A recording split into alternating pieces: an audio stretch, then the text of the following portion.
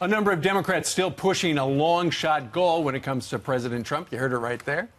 Fox News contributor and former George W. Bush contributor William McGurn, Bill McGurn, speechwriter, joins us. That's not exactly a winning message, right? Impeach the president. That's what they're going with. That and resist. And you wrote an op-ed in the Wall Street Journal. My view is that the resist message, which is very popular with the base, undermines impeachment, for which you need a majority in the House, because it offers people nothing. It's a very polarized campaign. And so the last time the Democrats won, when Rahm Emanuel took back the House in 2006, he picked good candidates, even if they were slightly less liberal than he would have liked in these districts, and that's how they took back the House. There's nothing like that going on today. They have a few military veterans, but there's no message, and they're targeting folks like Dan Lipinski in Chicago, who's had his seat for 7 terms because he's too pro-life and anti-Obamacare.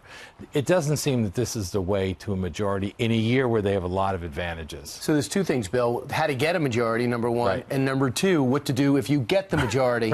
So what would be the reason? Don't you think there's a danger of trying to impeach someone because you don't like them? What are they basing the impeachment on? Because you have the majority in the House? Right. Well, it's up to Congress what they want to impeach a president for. It's not well defined, right? So they can impeach him for whatever they want. But do they understand history? The question is getting to is? the number to do that. And I think the resist movement, you saw it on the tax reform bill, right? Not a single Democrat voted for the tax reform. As a result, good news about the economy is bad news for them. They kind of have to the same thing on immigration. The president made an offer on immigration, I think fairly generous given how he campaigned.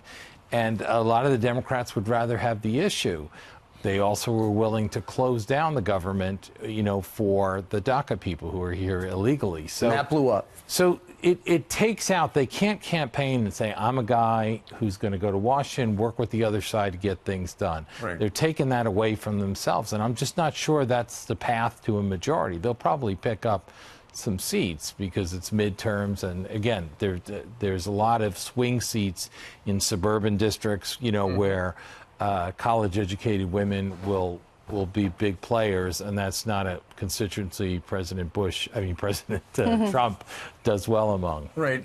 What do you make of the fact that apparently the generic congressional poll, which party would you prefer to have in control in Washington, D.C., looked like the Democrats were ahead by 15 about a month ago. Right. And now the Republicans are up by 1. Right. Well, it'd be easy to say that's great for the Republicans, but 2 weeks ago when the Democrats were up, I talked to a Republican. He said the generic doesn't always have that much to do with the specific race, which are specific issues. Local. And one of the things that we're going to have is that people forget in this era of Donald Trump, he's very polarizing, very divisive, right? But Nancy Pelosi is much less popular. So in a lot of these cases, say they get a reasonable candidate, they're going to say a vote for Joe is a vote for Speaker Pelosi. Interesting stuff. All right, Bill McGurn, thank you very much. Thank you.